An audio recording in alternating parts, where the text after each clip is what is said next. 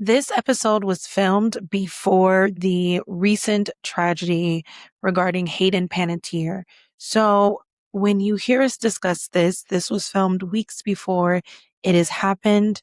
And I want to take a second to just comment on how much Hayden Panettiere meant to me.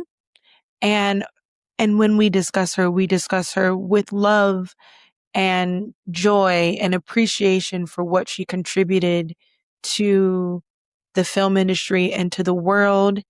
We are very saddened by the fact that Hayden Panettiere is no longer with us.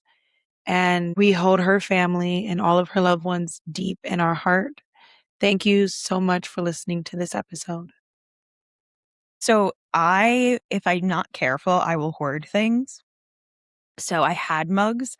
I didn't have like hundreds of mugs. I was like starting the mug collection. And I said, if I go down this route, it's going to get really dark and ugly. So I just stick with like the clear.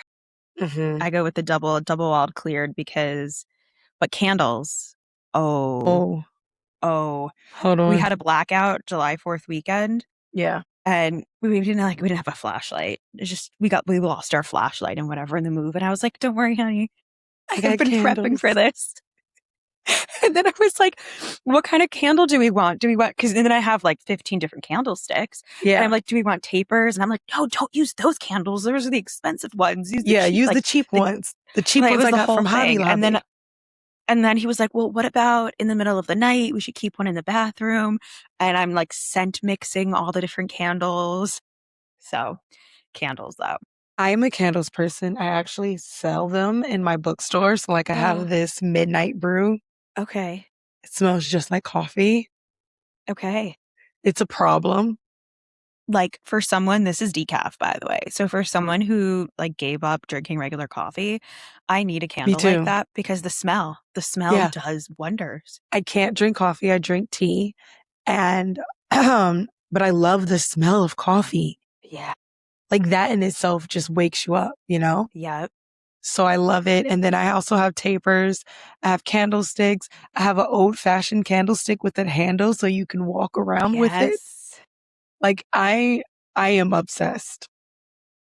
Like I said, I'm like, can we get another blackout, please? Yeah, I had a blackout in Michigan. Was maybe like 5 years ago, something like that by this time. But I had so many candles because I also keep tea lights. I actually have to go grab more tea lights that I just started dropping tea lights off at my neighbors, like giving them like 5. Yeah. So that they also could have them. And I was just like, everybody comes at me for all my candles, but when a blackout happens, guess who they're coming to? I'm going to make a recommendation. You have to go to Scandinavia in the winter. So one of my best friends is Swedish, and I visited her over Christmas like years ago. I was still in college. And everything is candles. So because it's so dark, they embrace the darkness because it gets dark so early. And they call it, I'm going to butcher it, but it's called Mies, Y-S, but it's like pronounced Mies. And it's about creating this cozy feeling in winter, but they do so much of it with candles. So I'm like eating dinner at her house and we're having like a candlelit dinner, like the two of us. I'm like, why is this so romantic? She's like, it's just the culture. The Scandinavian way. And everyone puts like lights in their front windows and lights in the restaurant. And they're all like, okay, one, it's just the practical way to do it, right? Like it's dark by 5 p.m. Let's put lights out, but they make it so that it's at least aesthetic and it's cozy and you're creating an atmosphere of it. So highly recommend if you get the chance, visit Scandinavia in the winter. Heard. With that candle talk all out the way, let us run our little fun podcast intro.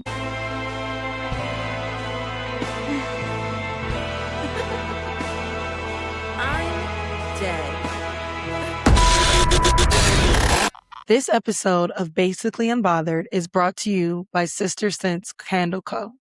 If you're the kind of person who wants your home to smell like a haunted library, an enchanted forest, an ancient cathedral, or the coziest autumn evening imaginable, you're going to love this.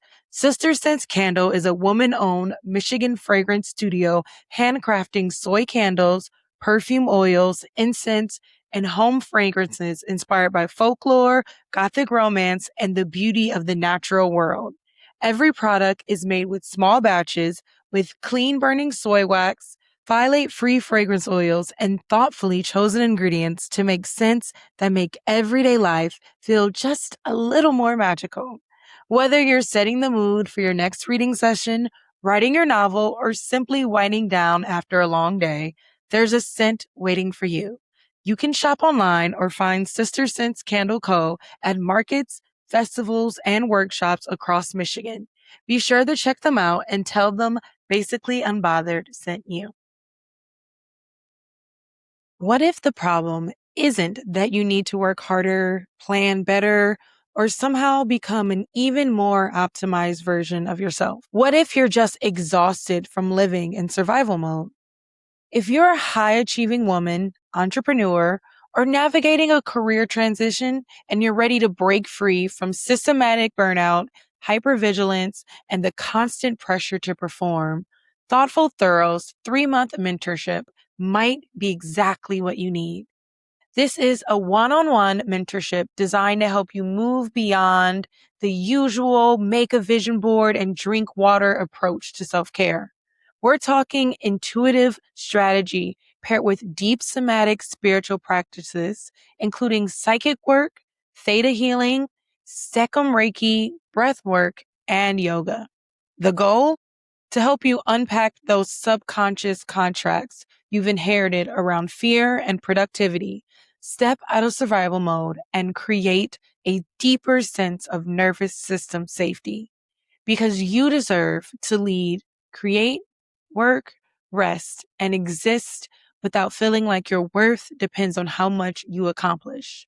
If you're ready to stop performing your way through life and start building one that actually feels like yours, visit thoughtfulthorough.com and book your free consultation.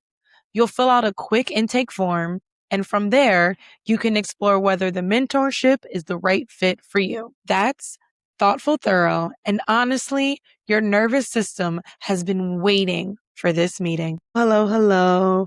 And welcome back to another episode of Basically Unbothered, where I still don't have my voice.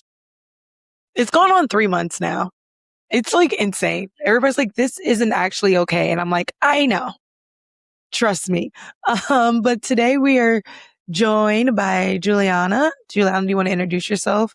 Give everybody a little info, tell them what you're about, what you do. Yeah, absolutely. So my name's Julianna Johnson, and I am your tech for anyone who is tired of tech bros telling them what to do and how to do it and wants to embrace technology in a way that feels like self-care. Yeah, I love that. Have you watched The Devil Wears Prada? Yes, of course. And I watched Devil Wears Prada too. Okay. Shout out to the airplane movies. Oh my gosh, yeah. I just watched it and it was so funny because in my notes, I make a note about how they take a shot at tech bros. Yeah. In the movie. Cause you have, I can't remember, Irv's son who passes away. Yep. And his son is just the like epitome of a tech bro. Just like not understanding the beauty and the art of the world and just trying to like push technology. And there was a comment in there, which is so funny because it's so perfect for a podcast today. There was a comment in there and it said, and I'm trying to think, Miranda went to go talk to him because she found out that Emily had like betrayed her. And I was all like, no, I was like so shocked. And then he said something like, well, it doesn't really matter because AI can replicate all of this in a couple of years and everything would just be AI. And I loved that, even though I'm pro AI in the business force, I love that statement because I think that art will always be art. I'm so weird. I've not ever been afraid. Like there's like this big fear thing going on with authors. I've never been afraid of AI taking my place as an author. Yeah. Well, one, I'll say if we use The Devil Wears Prada, so Andy is not, I mean, she is an author, she's a journalist, so she is a big believer in the written word. I think what's so relevant in this movie is, if you've seen that, right, you've seen the movie, but for anyone listening who hasn't, there's a scene where Lucy Liu is playing this character who doesn't give interviews, and Andy ends up getting her to give this exclusive interview, which is not like a big spoiler in the movie. But it's important because she gave that interview to Andy, and Andy specifically. Well, it was Miranda, right? But it's that relationship that Andy formed. So when we think about writing, their writing is more than just what is being put down on the paper. And there's relationships to it. There's creativity to it. There is thinking. So if you were to write, for example, a trilogy, do you know how often AI goes, oh, actually, we should go back and change this idea.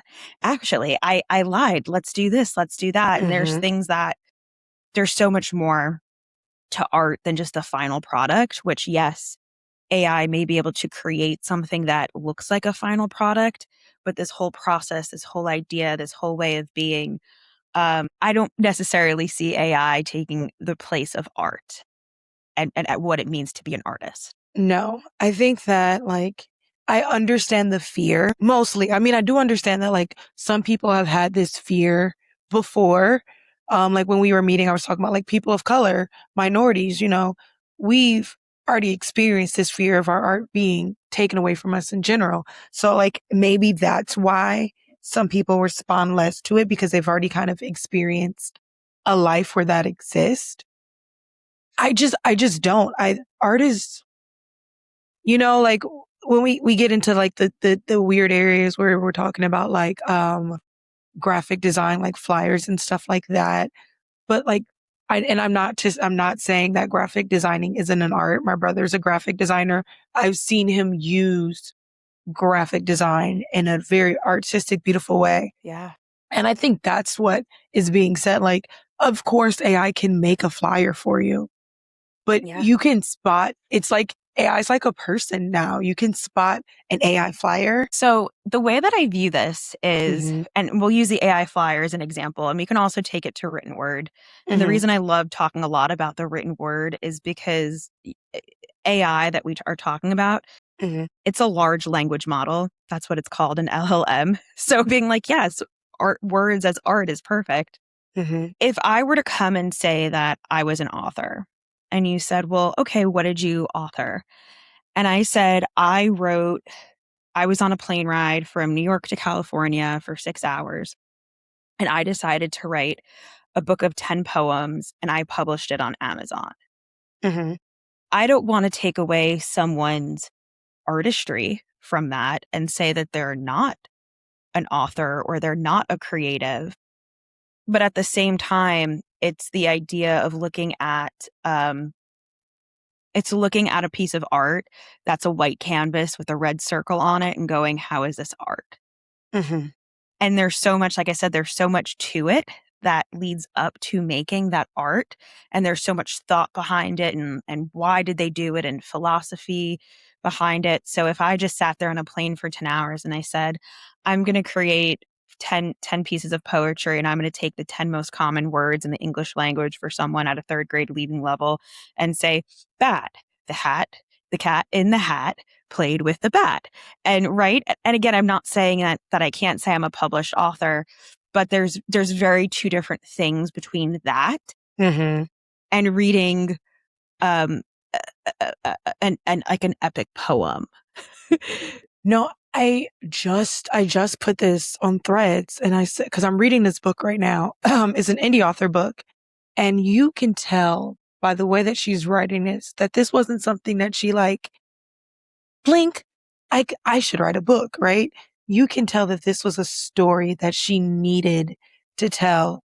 And I said that when you read people's books, you can tell whether, and I had to learn this. I learned this from a writer's retreat recently, that there's a difference between people who are journalists who write books because they have the skill to, and people who write it because it is an art form to them. It is a way to express themselves. It is a way to get pain or whatever, happiness, joy out into the world. And, you can tell the difference between those two.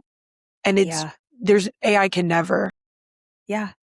And you said something really, really important where we talk about skill. Mm-hmm. And if we want to talk about AI flyers, I want to challenge someone who's like, you know what? I want to prompt Gemini because their Nano Banano is one of the best for image generation. Mm-hmm. I want to challenge Gemini to create what I have in my head into a poster, into a graphic, into a 10-second video. And I'm going to tell you right now, it is so difficult. Mm-hmm. So I also think that when we talk about it's almost ironic, right? When we talk about AI and how to efficiently use AI right now, people with soft skills who are generally those who were studied liberal arts, whether it was in a formal or informal setting. So people who were into theater, into music, into broadcast journalism, those people are the ones who, if they wanted to, would excel the most with AI because it's all language prompting. And if you have the skill to articulate yourself well, i.e. an author, if you have the way to describe something in a very unique way, like an artist, then you'd actually excel with AI, it's kind of ironic when you think about it.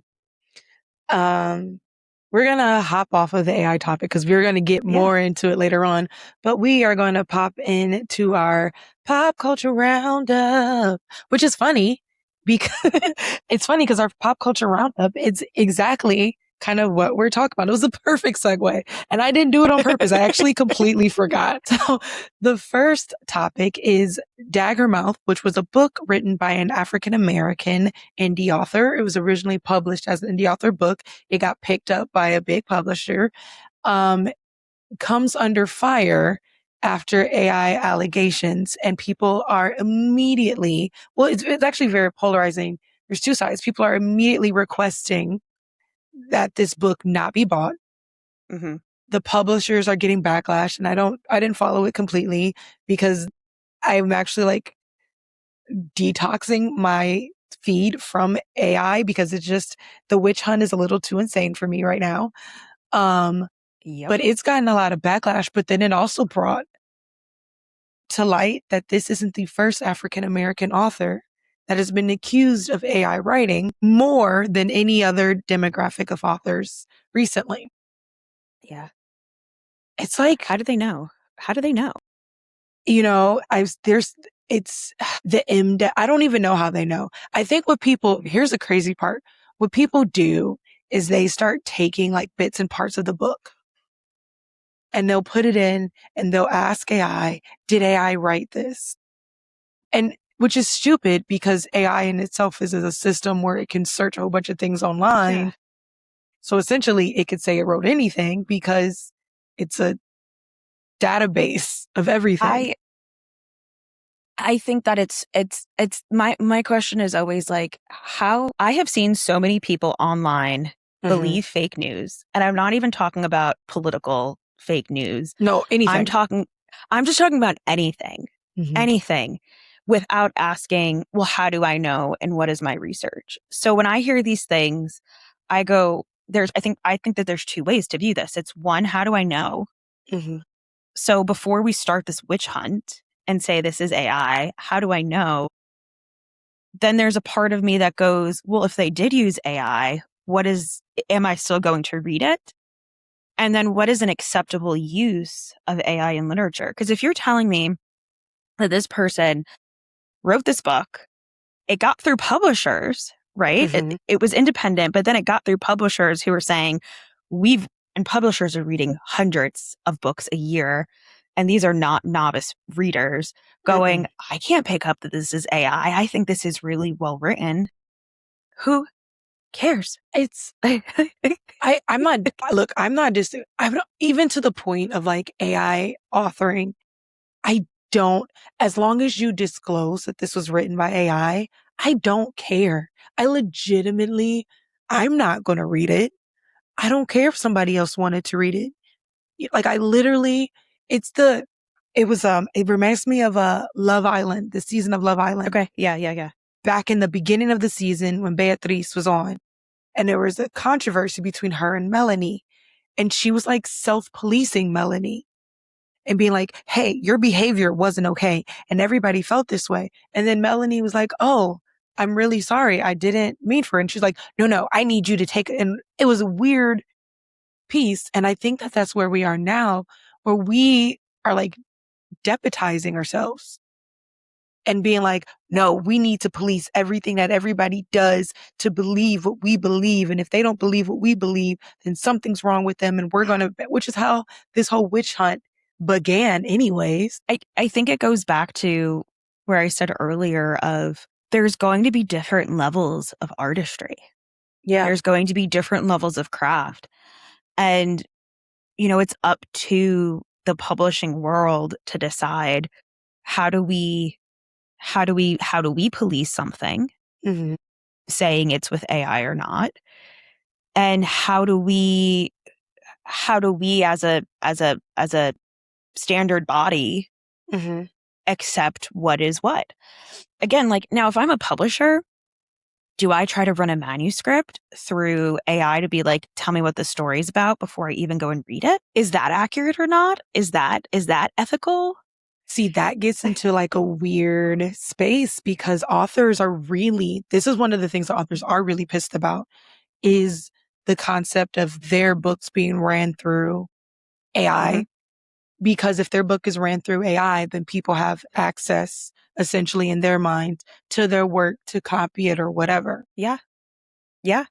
Which I could go down a whole freaking rabbit hole about the way that the internet works and the way that there's so much information online about who you are, and it blends like this parasocial relationship. And so my whole thing is if you have your work out there, mm-hmm. you can't stop it from being put into some form of an AI.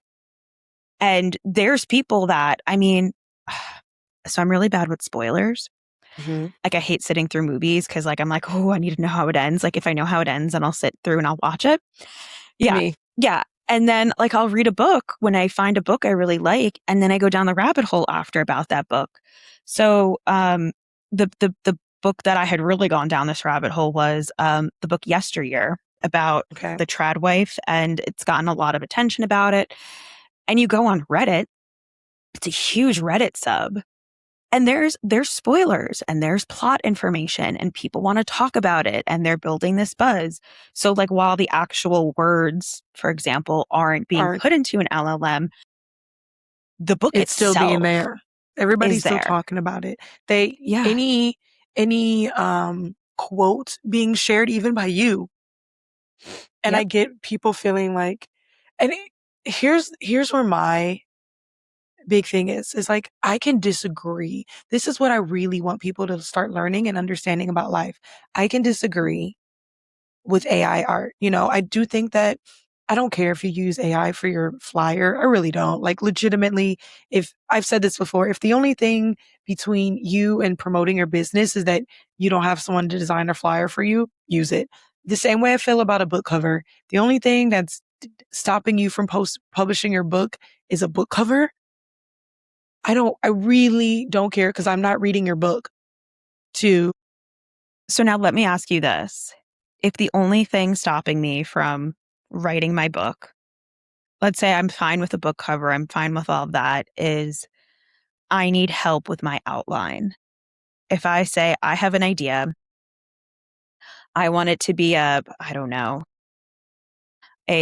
fairy romance novel. Okay. I want it to be a fairy romance novel, and this is what I'm thinking. And I dump that into AI and I say, now based on all my ideas, give me a draft of an outline. And then I work off that outline and I tweak it to submit to a publisher because I'm like, hey, if I'm going to do this, I don't want to self-publish. I want to try to get a book deal. Mm-hmm. How do you feel about that?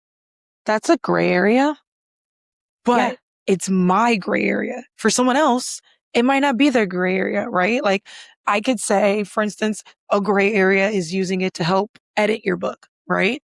Okay. But honestly, again, is art, I, let's be clear. It could give you the best outline in the world and you can still fuck it up. I just for sure. I just want to be honest. I have to tell you that I think editing the book is probably one of the best ways to use AI in book publishing. Like, in my opinion, if someone said, I wrote this and then I gave it to ChatGPT and I told it, like, don't make any changes, just mark it up like a publisher would. Yes. I think that's phenomenal.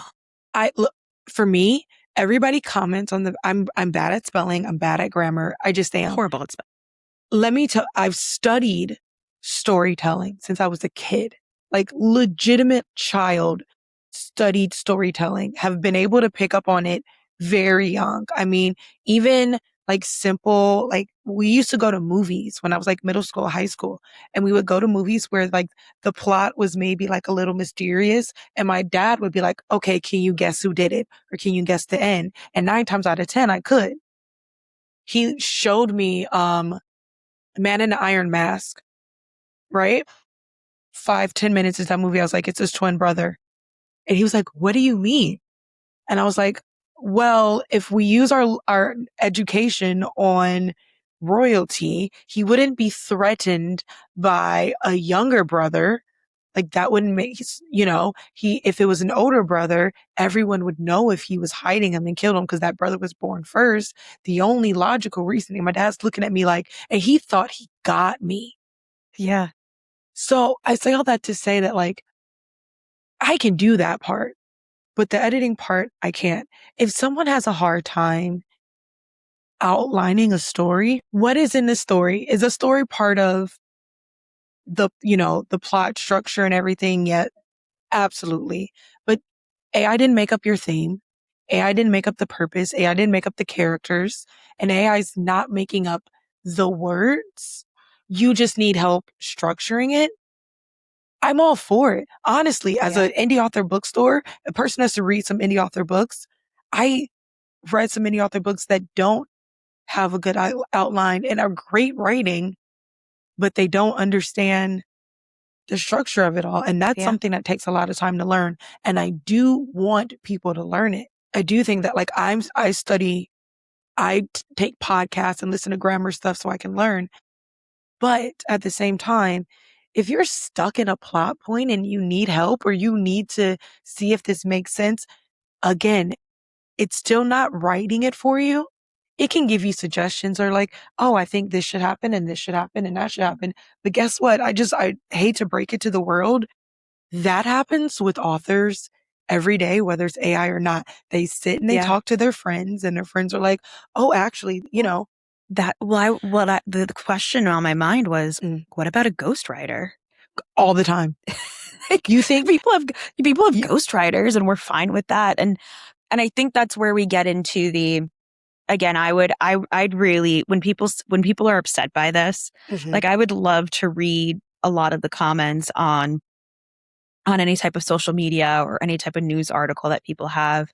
The best argument I have seen, so the best argument I've seen against AI, and the only one that I'm like, ooh, it's really hard to counteract that, is that you have something artificial mimicking a human, and humans are designed to interact with other humans. And I think that is the one that I'm like, it's a really hard thing to think about. And therefore humans should be learning from humans. So if people go, I'm really upset that this is AI because I wanted to take part in a very human experience. That's very much a thought from a human, writing from a human. I want to see the spelling mistakes. I want to question the grammar in this. I want to be part of that human process. I can fully get behind, I don't want a book that is AI written. I don't want to prompt an AI and say, write me a best-selling book. Yeah. And then hand that in.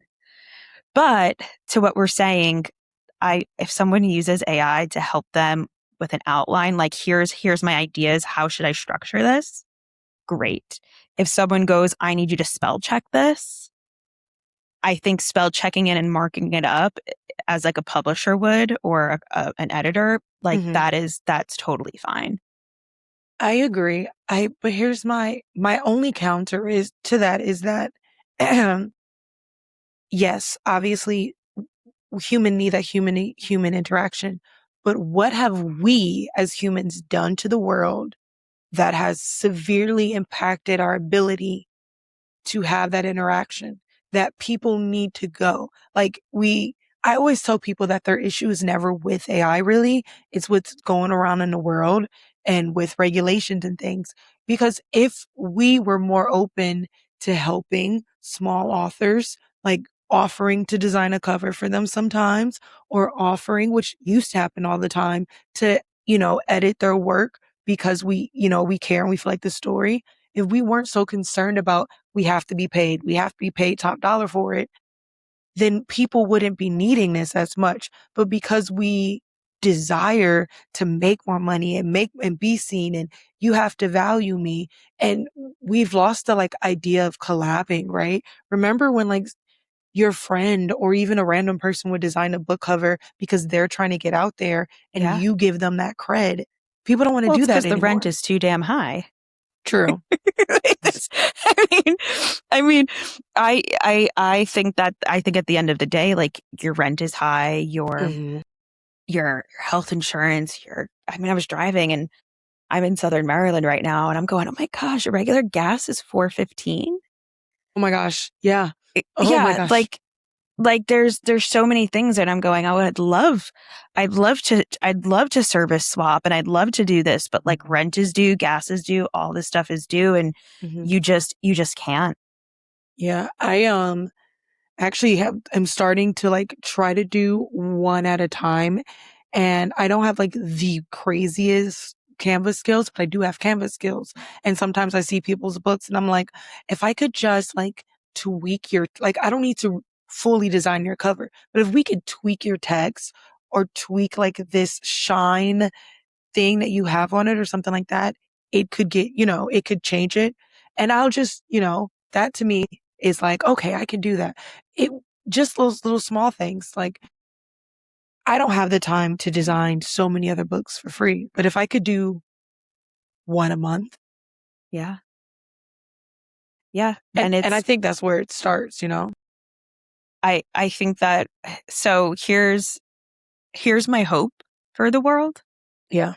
My hope is that we start realizing that AI can do a bunch of things that humans don't need to do.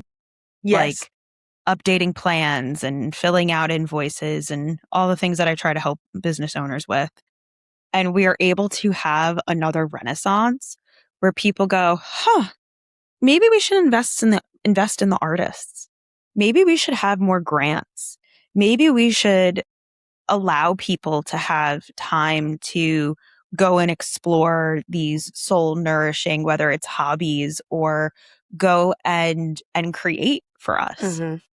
And that is my very idealistic hope when it comes to all of these conversations, is maybe the book publishing world needs to say, all right, in order to combat AI usage in books, we need to make sure that we are supporting authors and we are going back and creating pipelines and offering grammar workshops and storytelling workshops to find the next best storytellers, the next best authors. And you can do that when you use AI to do the small things because you freed up more time. I currently use AI to do all my social media planning. It does it for me. It does all the searching on the TikToks and Instagrams, the trending topics or whatever. But I use that so that one, I can get my book out there. Two, I can get my podcast, but my podcast already supports other people. And three, that I can help organize all the things in my head for the bookstore so I can get more indie author books out there as much as possible. So I have more time. And I do. And this is going to sound crazy because people don't get it. When I let AI regulate some of those things for me, I actually make more content because I'm not burned out. I'm actually sitting there like, oh, adding to my lists because I use like Rella and it's like a project management tool as well, adding to my brain dump new things I want to do every day, new content I want to create. That's why I like to say, like, using technology as self-care, that's how it works. You're like, wait a second, I don't have to research, we'll say podcast guests. I don't have to research podcast guests. I can figure out a way to do that with AI. And now I can look through and I have 100 people that I can go and research. Like, hey, I have their Instagram handles. I can say yes, no, because you're going to know in the first few minutes. And then you take over the conversations. You take over the DMs of like, hey, would you be interested in doing this? You hop on the calls to do the vibe checks. You're doing all that stuff, but those 100 leads that you found, that AI found, may have taken 30 minutes for that to come back and for a spreadsheet to get filled out. Whereas it would have taken you several days and you would have been exhausted. No, yeah. Like I find most of my people via threads right now, and that's exhausting sometimes because one day I get like 17 responses and the next day I get none. And then it's like, it is frustrating. Hopping into our next topic, which is still very similar. So that's why I'm cutting it off, but it's actually keep going. It's fine. Let's keep it moving. It's still going about the bigger controversy around generative AI and creating books and art. It's been announced that Barnes and Noble will sell AI books, but into music, we've had like the Grammys, the Emmys, the Golden Globes, and one of those are the same thing. I don't remember. They all get confusing to me at a certain point. Some award show with famous people. They've announced that, they won't include, and this is what I love. They announced that they won't include AI art in their, judging. Like you can't get an award for making AI art. But recently, Neo, who I used to love as a singer, he used to be one of my favorite R&B singers. And then he says he's poly, but it's actually really weird as a person who is poly. It's actually really weird to watch. But he's said this twice now. He's been asked in an interview twice about AI singers. And so his response was that if AI singers can help producers and writers get in front of people and get in front of the right people, like maybe I'm not using this as a song to go global, but I'm using this as a song to promote to people because I can't find a singer to sing the song that I wrote, then I can take it to a company and they can be like, oh, okay, actually, we know who would sound really perfect. That's actually happened before. Last year, there was a song that was really, really popular. They found out that it was produced and written by someone, but they used an AI singer. So what they did was they got enough publicity and they was like, all right, she has the perfect voice. She's singing the song. Right. I mean, that's when you were younger, did you ever have that fantasy of you're like, I'm going to become a singer. I'm going to be like a singer-songwriter. Did you ever have that fantasy? Yeah, I wanted to be the whole pop star. I always tell people that I've always wanted to be on reality TV. I think it's fun. I mean, I think that it's exploitive and everything, but if you have the right producers, I think it can be fun. But yeah, I love singing. I can't, like, one of the saddest things of me not having my voice is that I can't sing. Yeah. But yeah, I used to like perform mini concerts for my parents. Well, I think that I had the same thing. I had like a, junior, senior year of high school. I was like, I want to teach myself guitar and I want to write songs. And I tried to do things in GarageBand and I didn't know how to use that technology. And I do not have a great voice and I do not have perfect pitch. Mm-hmm. And I really curious, not that I don't think I would have become this world-class songwriter, but I do think it's really interesting to say to Nia's point, what happens if the 17-year-old girl were able to leverage AI in a way that here's the song that I have in my head. And now I want to be able to share that with someone, because listen, I wasn't like, oh, I need to put this song out into the world. Like, I don't need to make money. It's just I want to.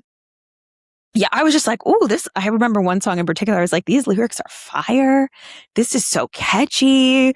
This is like a bop right now. That, I would have loved to have AI to produce that and ship it to someone to be like, do you want to buy this song? Right. And there's, especially in this example, and again, like 17-year-old white girl in Queens was not disadvantaged. But to think about, there are people who are in scenarios where having the opportunity to create this could be life changing for them. Mm-hmm. So now we look at it and we go, oh, if someone who is musically gifted, but because of their financial situation cannot go and be, I love Taylor Swift's music, but does not have the ability to be however old she was and have mom and dad say, okay, move we could like across the country to let's move to Tennessee, and like, mom's not working and driving you and like knocking down all these doors, like that's very, very privileged. And there's very few people in the world, in America, who can do that, let alone the world. Mm-hmm. So to say like, oh, now you're able to give an AI tool to someone who has this idea, is an artist, but now can bring it to a place where at least they can get their foot in the door. Yeah. Yeah, and that has always been my biggest point. Now, I want to touch on the Barnes and Noble thing. I don't care. Again, as long as you label it that it's an AI book. I'm so, to use the name, I'm so unbothered by shit that just doesn't affect me. That like, if Barnes and Noble wants to pay for these books to go into the store for them to be sold or not, I'm not going to be spending my money on it. I don't care. But I have been for the last 2 years, like toting about trying to tell people that when you don't, and now it's so frustrating going back to the first topic about the dagger mouth and it targeting Black people, because what I said in the beginning is like minorities, people who live in poverty, people of color, when the only thing that's stopping them from getting their art there, are these really small things that they can't people like, ask your friend. I don't have a single friend. First of all, I don't have a friend for the most part who has read my book. To be clear, not a friend who's read my book. I have one friend who has read my book. One of them. One friend who has read the other. So I couldn't, people are like, oh, use your friends to edit your grammar. Never happened. I tried. Didn't happen. Oh, ask someone who's a graphic designer to design your cover. Ask my brother. Wouldn't do it. So like some people don't have that. Everybody assumes that what they have is what other people have. And that's just a human experience. Some people really do not have that network of people who they can go to, who will do these things for them. And I stand by this. If the only thing that is stopping you, because some of these indie author stories that I read that don't get out there are fantastic and beautiful. I have an author friend and she asked, and this is really cruel and really mean. She asked the community, why aren't they buying her book? And a lot of people are like, your book cover's trash, your book cover is ugly. I wouldn't read it because your book cover. So fucking mean. But then so we say that it doesn't matter, but then we don't buy the book because of book cover. But then we don't want people to use AI to make the book covers, but you just proved that the book covers matter. Yeah. And if someone who doesn't have skills makes a shitty book cover, you're not going to read that book. You just proved it. You just said it. So my biggest thing about all of this is that we created this monster, and like, we can't be upset that it exists now. Yeah. I mean, I'm not one who, I think I usually don't read indie books. So, well, that's okay. Most people don't. Right. Like I never really look at the book cover to be like, yeah, but listen, I've done plenty of trips where I'm like, oh gosh, I'm going through an airport and I have a long flight. This is a true story. I was like, oh, I'm going to be on a beach for 2 weeks and I forgot a book. And I walked into the airport, into the bookstore, and I said, okay, it's got like a cute cover. Because I also look at it and say, those are usually the books that are marketed to me based on what that book cover is. So, yeah, I agree. It's hard to judge. Why are you judging someone's writing on what the cover of a book looks like? Why are you judging the idea? And I do understand this thing because the way that people feel about AI is theft. And I understand it, but I don't think that people we were talking about like the misinformation thing that goes around, right? AI to me is kind of built to mimic like a human brain, to take in all this information and then process it through. So in that sense, yes, AI has access to a lot more information, but we as humans do the same thing that AI does. We just don't call it, generative AI or whatever. When you design a graphic, as much as you want to believe that your graphic is an original you thing, it's inspired by all the art, design, and everything that you've seen before. When you make a video, it's inspired by everything that you've watched before. When you write, it's inspired. Like, I notice that depending on what book I'm reading, sometimes around the time I'm writing, will tweak a little bit how I'm writing. We are people, we are meant to absorb and then regurgitate in the way that we see it. And I think one of the big differences is that AI is that, but like, this is why I've always said, again, you don't hate AI, you hate the lack of regulation around AI. Right, right. You hate the fact that it's not saying, oh, sorry, go ahead. Yeah. No, I will say this. One thing to point out is that there is a slight difference between the human brain and the AI brain, and that the AI brain was trained to say, hey, if I wanted to create a book cover for that fairy romance, it's going to learn to say, okay, well, we just zoomed in there. What do most books that are based on romance covers look like? What are most books like this look like? What are most this? So it is going to pull elements to generate that. It just can't create, like I said, something new. And I think that is a even though we are influenced, if you were to tell me to create a fairy romance book cover right now and I were to sketch it out, or if I were to try to explain it and have an artist do it, what it would look like would be something unique and original where, that book cover, for example, is going to take the fairy nose from one thing. It's going to take the fairy hair from another. It's going to take the wings from something else. So, and again, because it's looking at it saying, and it's predicting what is most likely to show up there. So it is a very fine line. And I think that it was a really great point to say, like, the hero's journey. How many times has that structure been used? In film, it's all about here's your hero. Your hero wants something. They can't get it. In part of the story, they realize that, what they actually want is the opposite of what they need. They get what they need, and then everyone's happy. And in order to figure that out, they have to overcome 3 objections. All these obstacles. Yeah, like that is nothing new. So yes, like we're always borrowing things from that. But I do think that from a creativity standpoint, I do think that there is something that a human's going to make is going to look a little bit different from an AI person. But again, I completely agree that if the boundary to having your book being read as a book cover, then just prompt the AI a little bit better. My original book covers for Olympic War and Phoenix War, which is my series, it was funny you mentioned trilogy, and I have like a 4-part book series that I'm working on, were originally not the entire cover. I still designed the cover, but the image was created by AI back when we didn't even care. Back when it was just like, oh my gosh, this is so fun to do, right?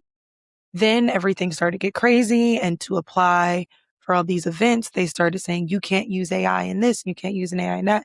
And in the 3 years or the 2 years between me doing book 1 and book 2 and getting them both published, I had learned even more about graphic design. Yeah. So I made the decision that now I had enough knowledge that I could change my thing. But it's still really different because my original image, which was really frustrating because people were like, just search it on, this is a thing that people don't know for like stock photos or stock photo websites. They are disproportionately geared towards non-people of color images. And so the images of people of color would be like this much, whereas this is non-people of color. So then we're going to tag in the fact that my book is dystopian.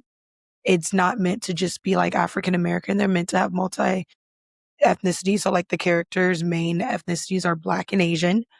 I wanted to be like, I want her hair to be a certain way, which most, you wouldn't see in most Black. I can't find a stock photo of that.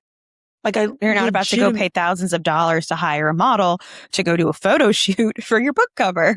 No. And then I thought about doing it myself. And then I was like, oh God, I would hate that more. And I mean, I redesigned it, but now you can't tell the ethnicity of my character. And I kind of wanted that to be like an apparent thing and like her build and everything.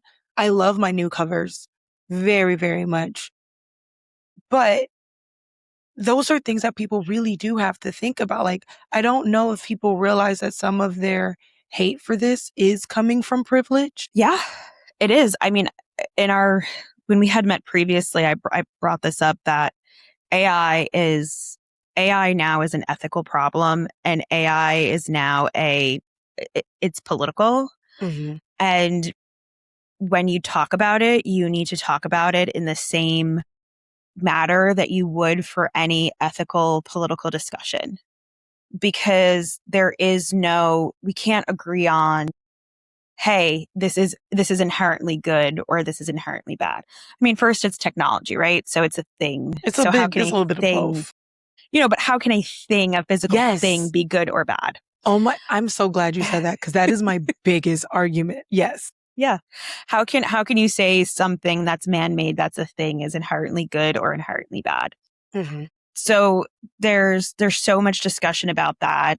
And again, like you said, if I'm using AI to generate an image where it is, because in my stuff that I try to put out on social media, I try to have a diverse, I focus just on women, but I try to have a diverse diversity shown in the images that I use. And it's very hard to find women of color, women of Asian, right? Like it's really hard to find all of that. So if you're promoting diversity, is it good? If you are using it for medical uses, is it good? Right? Like if you're training it to identify cancers easier, if you're using it for people who cannot speak and need to communicate, if you're using it for people who need to just create an image, right? Like there's all these various uses of it where it could be used for good. And when I say like it is political and it is an ethical thing, it's because there is no way to say this is good, because you're always going to have someone to say, well, it doesn't matter if we're going to use people of color, right? It's like, hey, if every person who's an author, who's a person of color, wants to create a book cover that is featuring someone who's a person of color, well, that's going to hurt the data centers. And then data centers are naturally in areas of lower income, and the, percentage of people of color in lower income, you're just hurting and you're not doing anything for that community. And you just kind of throw your hands up and go, no, you can't win. You can't win. So 2 things. I'm trying to remember the first one. Oh, AI for health reasons. My friend had, like, every time she bent down, she had like fluid leaking from her nose. And we all know we know that the prices of going to the doctor raised this year and everything like that. So it's more expensive. So she didn't know what was happening. So before she, did anything, She asked AI and she said, hey, it's only leaking this when I bend down. It's a clear fluid. And what they told her was exactly what the doctor told her when she went in. So she knew from using she didn't use AI to diagnose her. She used AI to give her suggestions on whether it was severe or not severe. And then from there, she made an educated decision to go to the doctor to see what this is about. And which is like, I can overreact to things and, be like, oh, I jammed my thumb. Is it broken? Do I need to go to the doctor? And AI is like, it's actually probably just a sprain. But if it starts doing these things, then you should. So that now to the data centers thing, I had an argument about this and it is a hands thrown up thing because data centers are put in places that are, people in poverty and minorities, but AI can help people in poverty and minorities break out of those areas. So it's kind of like, well, what do you want me to do? Do you want me to it's already going to this is my biggest thing. It's already going to happen. AI already exists. We can't get no matter how many times you want to huff and haw, we can't get rid of it. So what I'm going to do is I'm going to use this tool, which it is, right? It's not good or bad. It's just a thing. And how we use it is good or bad. How we place these data centers, where we place these data centers are good or bad. But AI itself. Do you know why people care about data centers now? Because they're being placed in places where people of middle class are living. Yeah, exactly. It's because first off, most underserved areas that I know, they are in highly populated areas. So we're talking Baltimore, we're talking New York City, you're talking like a city in Florida, Detroit, exactly. Ain't no data center going right in the middle of Detroit because people who are under that poverty line need public transit. They are relying on social services. They're not, but the people who are out in, we'll say Omaha, who were farmers once upon a time, or people sold that farmland. So now they're like, I got my 6 acres of land that is on, borders a bunch of acres of land that's untouched. That's farmland. Well, that's where the data centers are going. And that's why so many people care now, because you have people with money who are like, wait a second, I paid for this piece. I feel that in my soul because when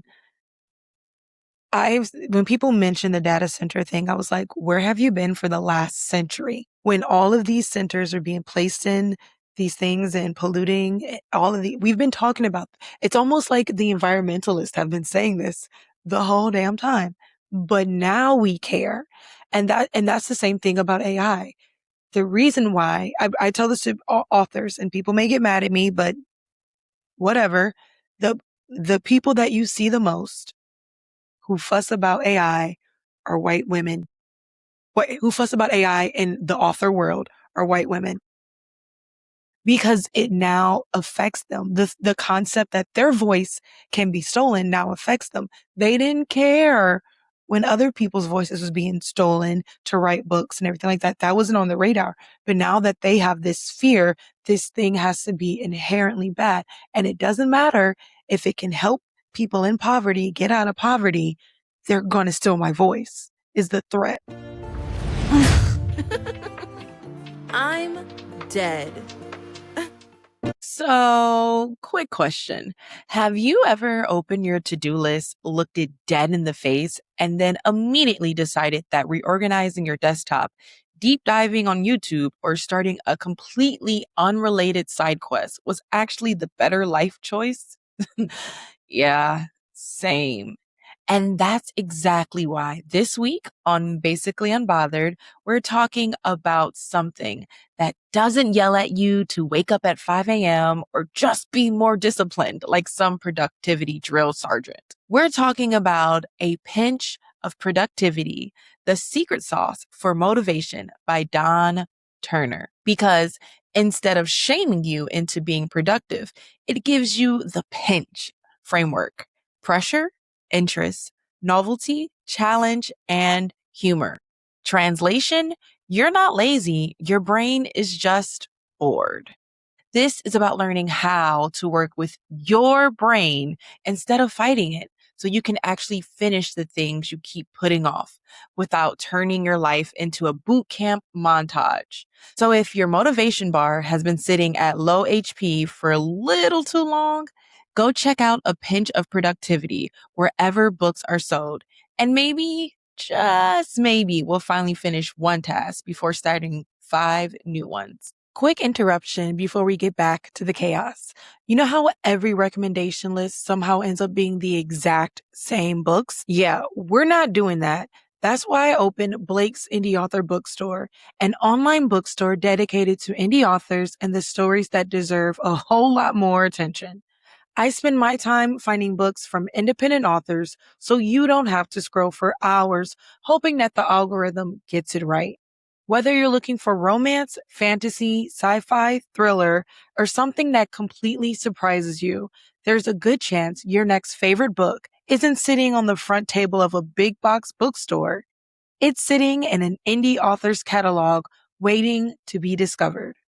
So if you're ready to read outside the bestseller bubble, visit Blake's Indie Author Bookstore and see what you have been missing. Because around here, indie stories find their readers. I want to continue because we do have more of this to talk about, but to get into a not really lighter subject, but a not AI subject, there's been a lot of controversy around Ariana Grande and her body and Hollywood commenting on her body. And this is again the thing about like self-policing and trying to tell, people like what to do is we get into this comfortability where we get to tell people their life is okay or not okay without understanding anything about it. Yeah. I mean, I was a 90s kid, so I remember the 2000s heroin chic, and you just have to wonder like what you have to realize, or I realize when I look at this, I get so angry at the people who are commenting about her body. And I look at it and I say, you were the ones who put her here. Yes. Because every time you comment on someone who is of a healthy weight and say, oh, they could lose weight. Every time you comment on someone who is above the optimal BMI, however you want to phrase the term, even if you're applauding them. So like, even if you were like a Megan trainer and you were saying like, oh, Megan is so positive, or a Lizzo, like they're just embracing their weight and they're doing all these things. Like when you are pushing any commentary about anyone's body, it can go either way, negative or positive. So like you just like, they just have to cut it out. Like it's just so not your business. And I've experienced it before. In an Ariana Grande way, I was really skinny growing up. And in the African American community, that's not okay. And so I started working out because I got bullied my entire life for it, which has created this, even now, is I have such a negative, like I have body dysmorphia, I have such a negative, like I have to continuously combat my negative body thoughts and things like that. But I worked out to gain weight. And then I remember one time I posted my like progression and I was showing just like how happy I was that I gained all this muscle or whatever. And I remember someone's like, you know, you look so unhealthy, like you weren't eating and everything in my first photo. And I was like, that's crazy because I eat less now because I'm training for at that time. Back then I was eating McDonald's and Taco Bell every day of the week. Yep. Yeah. So you're saying I look healthier, like why do we want to comment on each other's bodies? I don't know. And it's so crazy to me because healthy can look so many different ways.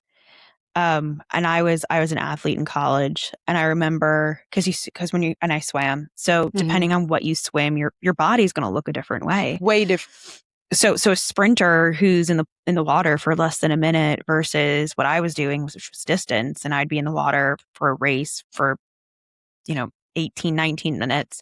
Your muscles are going to be different. And it's crazy because I always said like, my body is going to adapt to what I need it to adapt to. So the body that was hiking every weekend when I was living in Tennessee is different than the body that needs to run a marathon, or the body that needs to carry a child, or the body who's going through like an autoimmune flare up, like your body. So it's just so crazy to me to say that someone could be unhealthy when you don't know what their body is doing. And like, I look at Ariana Grande and all I can say is like, I'm sending you love. And I don't want our commentary to be anything other than like, I am so sorry that we live in this world where the media thinks that they have the right to comment about your body. And whether it is that you are struggling with something, that is not for the media to comment or highlight any sort of struggles that you may have. And again, it's probably the media that pushed her to where she, like, that's what a lot of people say. Yeah, I don't, and I want to say that too. Like, I agree. This commentary is not about like necessarily discussing her body. I'm discussing people's weird obsession with her body and other people's bodies. It's just like too fucking much. Let it go. Let her live her life. What you just said, I love, because and like my brain, and I literally marked it and was like, this is a great quote. Your body is always going to adapt to what you need. And that's something that I have to realize, is that even for me, my body adapted when I was working out really hard. And now I have PMOS and I had fibroid surgery and I have endometriosis, and then my body adapts to whatever that is. And then whatever I'm going to be training for next, my body will adapt. Our bodies are beautifully adapting. And what we are seeing may not be anything other than she's working her ass off. Yeah. And her body is just like, listen, so many people I know, I am not one of them. I'm not one of them, but I have so many friends of mine that when they get stressed out, they just lose weight. And I look at them and I go, when I'm stressed out, I breathe air and I gain weight. And it's just the way that things are supposed to work. So like I said, I will say this. I think that looking at Ariana Grande, there's something going on in her life. And that's why I said all we can do is like really send love, and remember that it is not the media's place to be talking about anyone's body or pointing this out, because you don't know what's going on with her life. And I think it was like Jessica Simpson, for example, when she gained weight, and she talks about in her memoir, like that might have been the time when she started drinking again. And you just, and seeing these types of things fuel that and make whatever they're going through even worse. So yeah, I agree. All right. We are getting into our little segment before our main segment, which is our pettier facts. I haven't been able to do a pettier facts in so long. And I just love it because it's not serious. I mean, some of them are serious, but some of them are just like little funny things that happen in the media that you're like, what the fuck? But basically, yeah, is it petty or is it facts, right? But everybody, I like to think of myself as like an evolved person. I spent a lot of like, work on being self-actualized and healing and the healing journey, blah, blah, blah, blah.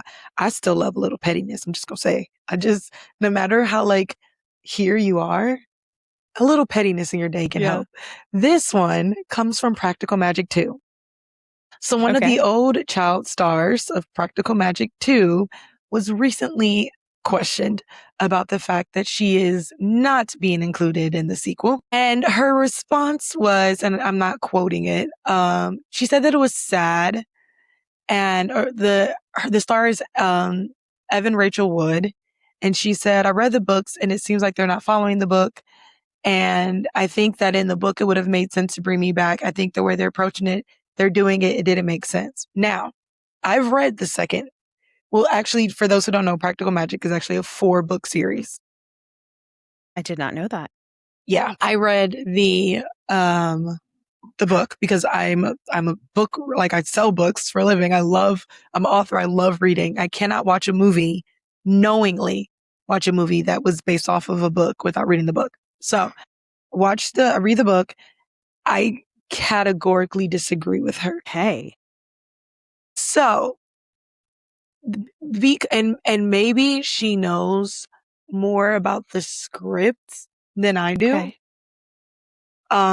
But the thing is that, so there was one thing I saw where they said that they picked younger people to make, Sandra Bullock and, Nicole Kidman. What is her name? Nicole Kidman look younger. But in the book, because the book is a book and doesn't follow how people really age, the kids are in college age. So they're meant to be younger. Okay. So I think it's petty because if she's saying that if we followed the book, it would make sense for her to come back. She does not look like she is college age. I mean, my response is that's just Hollywood, baby. It is just, yeah. It's Hollywood. Yeah. It's like, but also the two actresses who are playing the kids, they're also like shorter and more petite. I mean, they're adults. They're they might even be past college age, but they're way past college age. Yeah. But like, they're also tiny humans. Like I've seen Nicole Kidman because she used to sneak into the church I went to in Nashville. Ooh. Gorgeous. Like would I be like a few rows behind her? Absolutely stunning. But like she's tall, and Sandra Bullock, I don't think she's petite. So I mean, the two girls that they cast that they have, they're about the same height. They're also petite. And again, the way Hollywood works, the way that because it's written in a book, you want two girls who look like they could be sisters.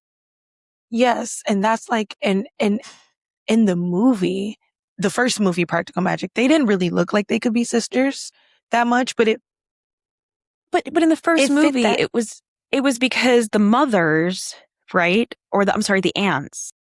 Yeah. The two aunts, one had the darker hair and one had the lighter hair. And that's what they have going on again. Yeah. So they're like every generation, two sisters are born. One has the dark hair, one has the light hair. Mm-hmm. So, but from like a stature perspective, right? Both actresses, Sandra Bullock, Nicole Kidman, were both gorgeous in their own right. Mm-hmm. They were both tall. They were both thin. They were both like, okay, like we understand that you're supposed to be when I saw it, like, okay, we understand that you're supposed to be younger versions of these aunts. Mm-hmm.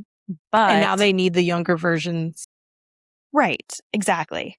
So if you cast like a Rachel in that, or whatever her name, Rachel Evan Woods, whatever her name Rachel is. Wood? Yeah, whatever her name is. Yeah. If you casted her and she's the same height as Sandra Bullock and Nicole Kidman, and then she has her sister come back, and that the original actress is like 5'4", 5'2". Mm-hmm. It's Hollywood, baby. Those are my things. And like another podcast, I'm going to talk about like the Tomi Adeyemi controversy that's going on, which is also kind of like, that's just Hollywood. I originally was a film major. And I did for art. I loved it for art. I moved to California to continue school because I dropped out reasons, went back. I learned about what the film industry was. And I said, no, thank you. No, thank you. Like what it really truly was. And as much as I love consuming film, that industry is insane. And I don't think a lot of people really understand. Even with like the casting for the Children of Blood and Bone, which is something that's coming up about one of the characters being lighter skinned than the rest of the characters. And it's like, but if she was the character, if she was an actress that meshed well with the rest of the people she has to act around, that's what they care about. They're going to always try to match the character's physical things if they can, but you have to believe this story, which means that they have to have certain chemistry with each other on screen. Like there are things that are chemistry tests and they're not just for romance. They do it for friendships. Like, what is it? One Tree Hill, the two people who played, the like best friends, that was Chad Michael Murray and Bethany Joy Lenz. They had to chemistry test as friends because they were going to be interacting with each other. So we had to believe that they're best friends. Even Charmed, one of the girls from Charmed, like before all the scandal and stuff, Alyssa Milano wasn't supposed to be Phoebe, it was someone else. And the chemistry just didn't work out. That's Hollywood. You have to, if they're casting for a book or a movie or whatever, if they're trying to make you look like her kid, you can't be taller than her. That doesn't make sense. It's not going to resonate. I was reading, Hayden Panettiere's memoir.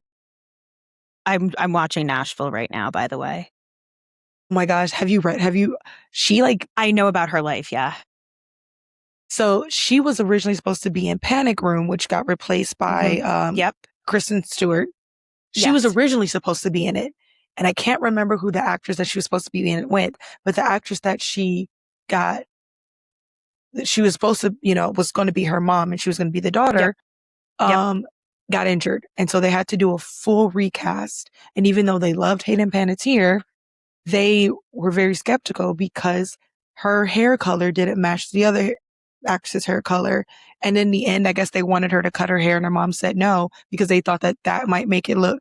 But like, those are the things. It wasn't that Hayden Panettiere wasn't a great actress. She was. They accepted her. They started filming.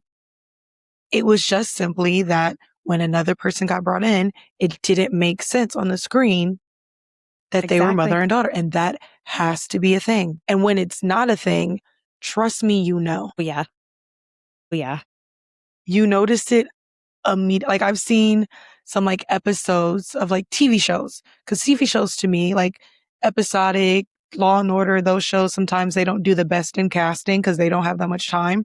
I've seen some like I'm watching Criminal Minds right now. I've seen some of them where the families, and I'm like, there's no way that all these kids this is not a family. Like, this is a stretch. I know. Everybody's blonde, and then you have like this one redhead that just looks completely different. You're just like, I mean, logically, we know that can happen in life, but when we see it on the screen, we're like, this doesn't compute. This is not it. So what do you think? Do you think it was petty or do you think it was facts, what she said? It's petty. Definitely petty. I agree. She's petty. She's just mad because she didn't get in this big film. And I get it. Yeah. But like, sometimes shit doesn't work out. All right. Now we get to doing our fun topic, which is more about you and everything that you do. We've been talking about AI, and I planned it because I planned it that way. I really wanted us to dive into like the big AI topics before we talk about how you utilize AI to help women and women professionals. So tell me a little bit more about that and what that looks like. Yeah. So I think first, when I first introduced myself and I talked about the tech bros, I think that there is a lot of fear embracing technology from women. And it's not a question of, am I capable or not? I think that the entire system is designed in a way that is scary for women. I mean, it's scary to sit in a room and say to someone, I don't understand what you're saying. Can you say it in a way that I can comprehend? Because then it looks like you're stupid or you shouldn't be at that table.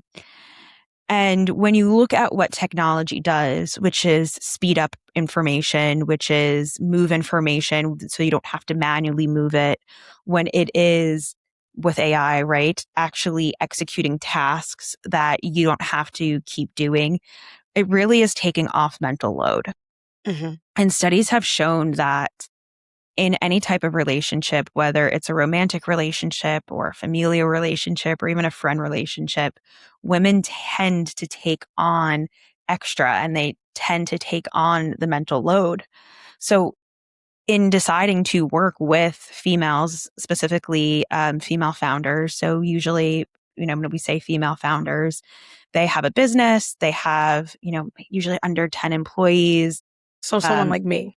Yeah, exactly. So someone like you, sometimes they're doing revenue of like a couple $100,000 a year, or sometimes they could be up in the millions. But wherever that price point is, they don't think about technology and how it can help them. Or they're like, yeah, I'm going to just figure it out. Or I'm going to spend my money on doing a new photo shoot so I can have better content and not really think about I'm draining myself out by creating an invoice, for example, and having to do all these invoices every month. Or there's someone who's starting out and goes, I can't hire someone to do the invoices. I can't hire someone to send out my contracts for me. Yeah, absolutely. Exactly. And a big thing for me is I talk about technology, and I make sure I always use the term technology, and I'm not pigeonholing myself into artificial intelligence. Mm-hmm. And as we heard, I think AI's got a lot of great uses, mm-hmm. but I also think that when building a business, or even like I've had people that they need help at home, always Grocery go for list. the things. Yeah. Always go for the things that are tried, that are true, and that are going to work. So meeting with someone, she's amazing. She's this badass woman who does home construction, custom home construction. And a lot of people have talked to her about wanting one-on-one coaching, and she wants to open up a group cohort. And I came in to help her with her technology, and there's very, very little use of AI. Like literally the only time I'm like, okay, we're going to use your transcripts to find when your clients hit milestones. That's about it. But everything else is just in different integrations, choosing platforms wisely. And I think that, again, as women, we don't push back. We don't ask questions because we're afraid.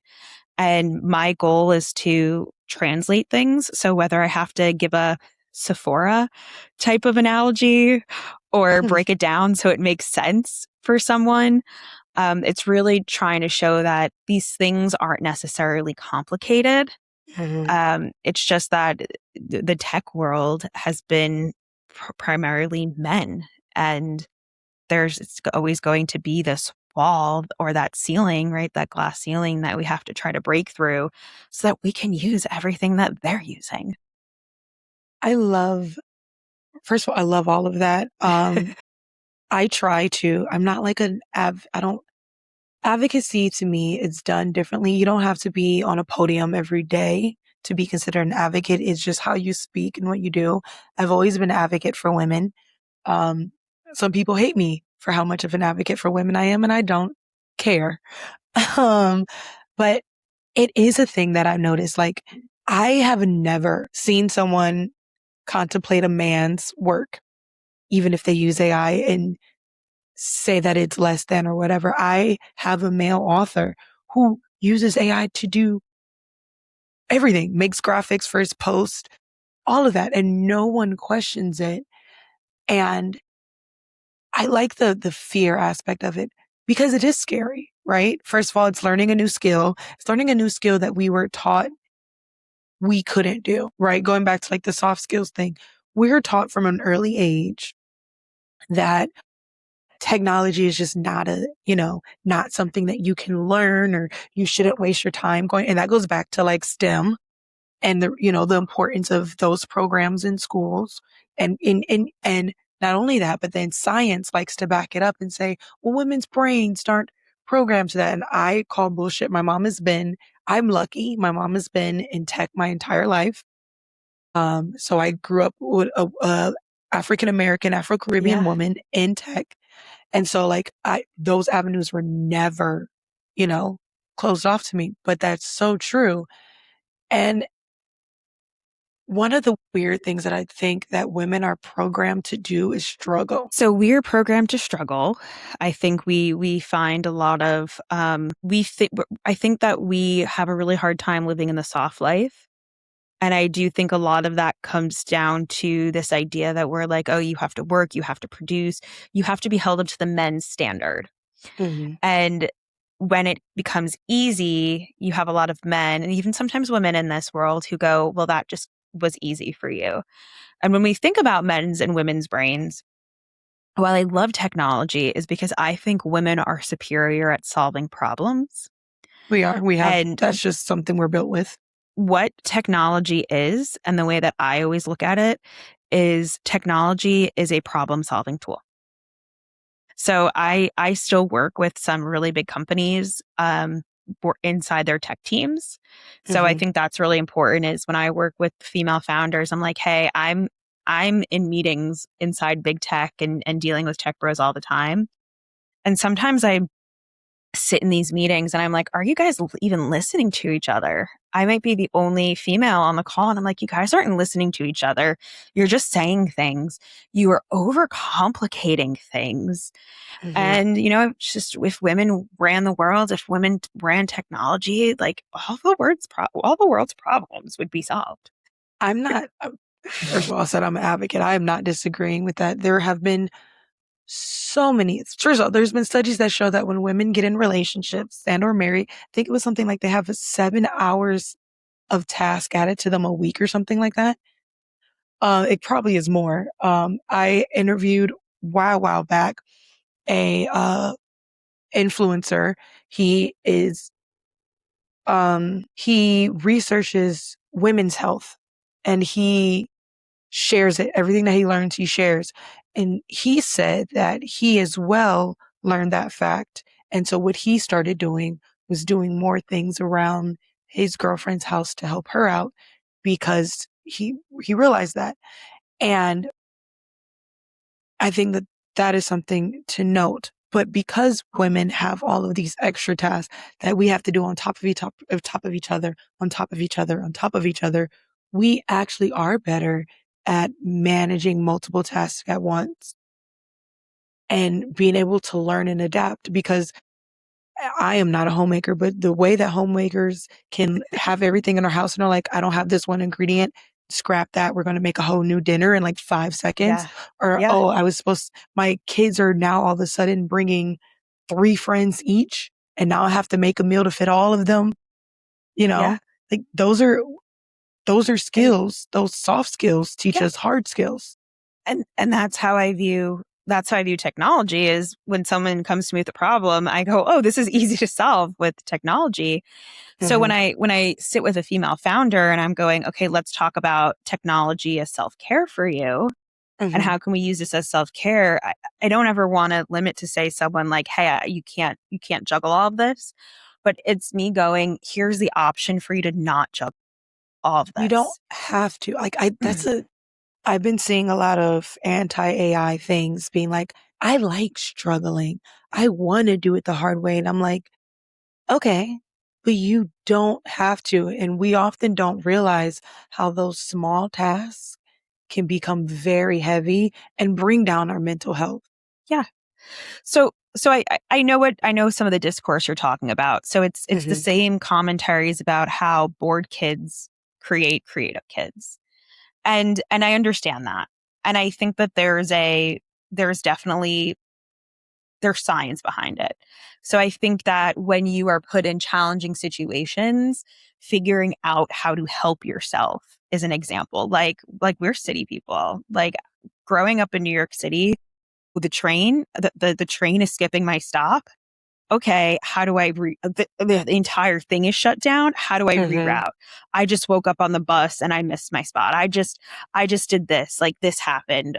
Like there's so many different things that when you're living in a big city, you're like, okay, I have to pivot. I have to make it work. I have to do this. I have to do that you learn how to help yourself.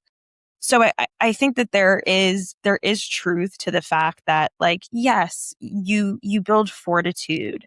Yes, you build grit. And if you wanted to be a female founder, you need grit.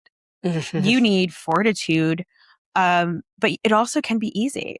So like this amazing builder I'm talking about, I know when she started in this construction world, it wasn't all rainbows and sunshines, that she had to take her licks.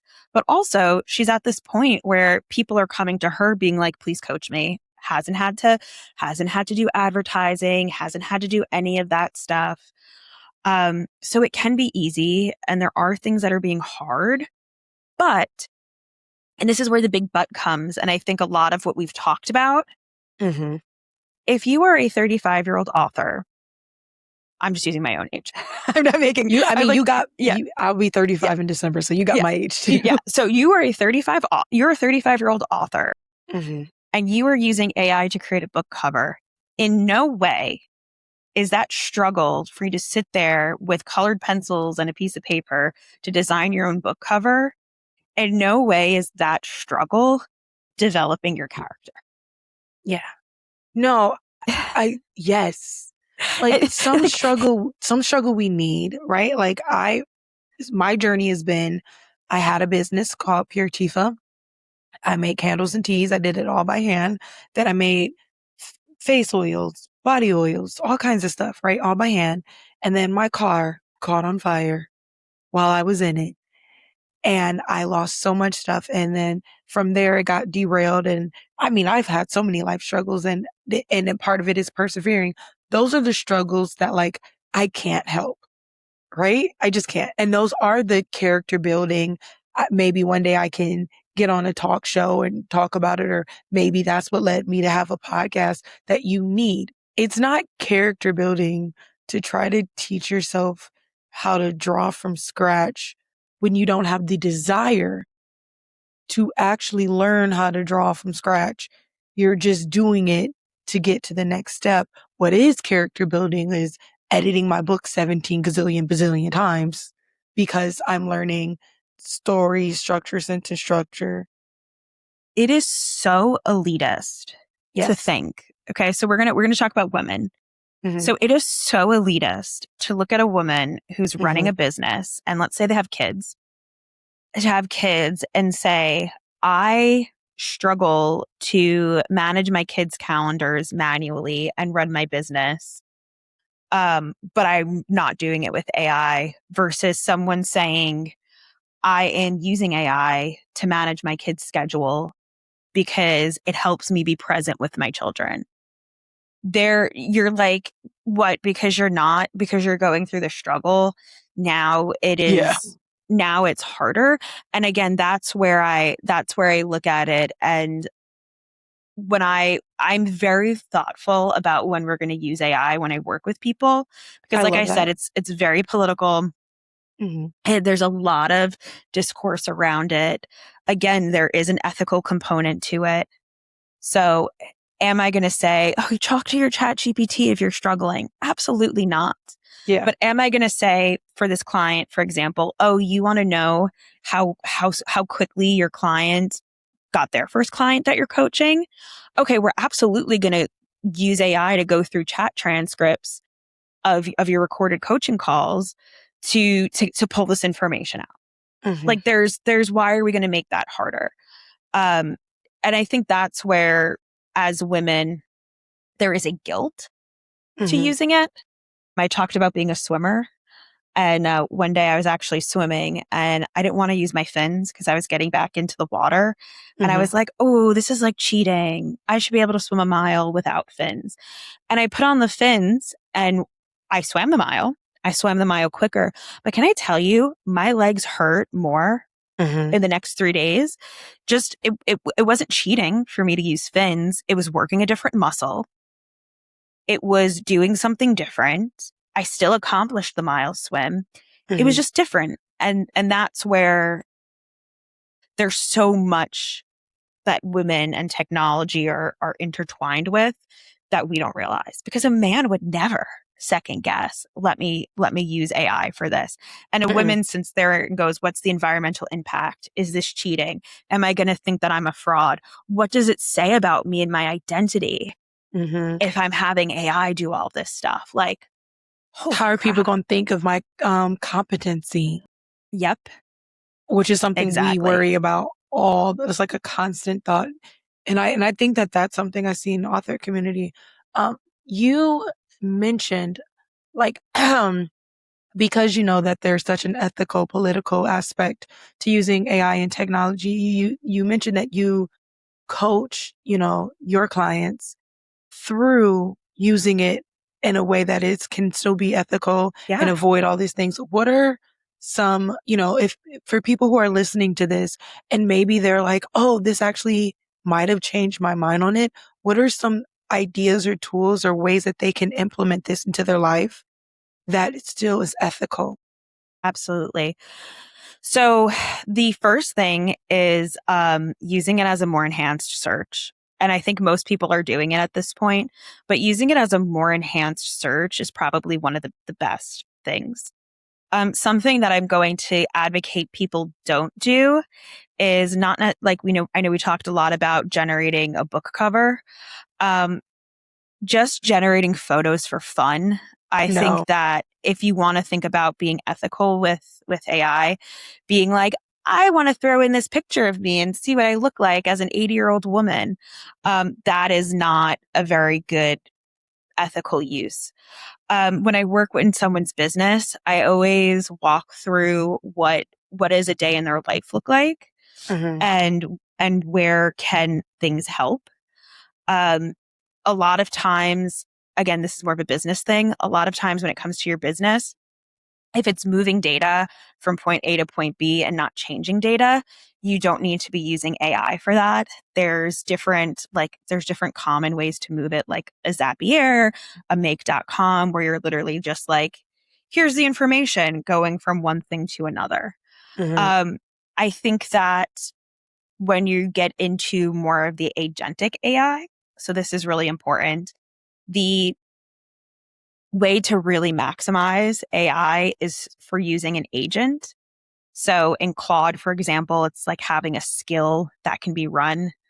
It's figuring out the things that are repeatable, suck or drain your time, and you need to make sure aren't falling through the cracks. And some of my favorites are just creating something. You can, for example, like talk to Claude, talk to ChatGPT and say, like, I want to make sure my calendar is kept up to date. And this is what I'm looking for.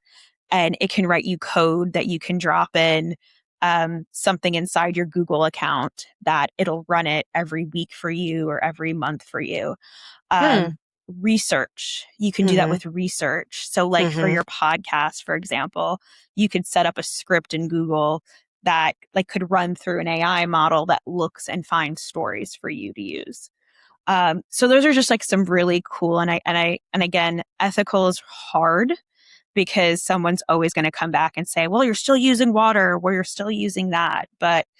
And really all those examples, at no point did I say anything that was water consuming the way people think it is. Well, it was more like anything that I think a person would say, oh, I really wish I was doing that. You took a job away from me. You took a job away from me from entering in the data. What? You took a job away from me from looking for news stories on Google. Yeah. What? So I will say that, like, I also think that, again, we talked about like human to human interaction, and what you use right now for AI might be something that later on, once your business continues to grow, you're like, actually, I really want a human interaction to do some of those things. So like right now, and I love that you mentioned like tasks. So I use Rella, which is a social media platform, and it connects with AI. It has its own AI Ella. She and I are best friends, not in that sense, but like my social media automations, just the simple things like, hey, beginning of the week, can you send me some ideas of things to post on social media? Amazing. I can ask it for research. I actually use it like I talk to it as if it's like an assistant or someone who knows more about something.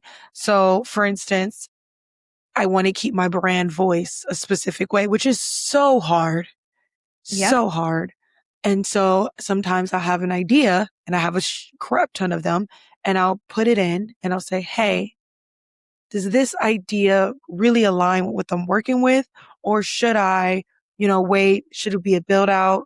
Just like common conversations that I can't have with a higher, a person right now, and then work through it. But what I usually use it for, again, and this is a me thing, copywriting. I cannot write content, social media captions. There's only so many times I can say, I love this, right? But when it writes it and people are like, oh, but you just using that. No, I read it. I go in, I edit it. I make changes so that it sounds more like me, but it gets me out of there. And then I start, because I'm learning, because I'm a human, I start learning what comments and what it looks like. So then I start writing some of my own comments, but I use it as like supplemental, I think the biggest thing that I ask it to do is my newsletter.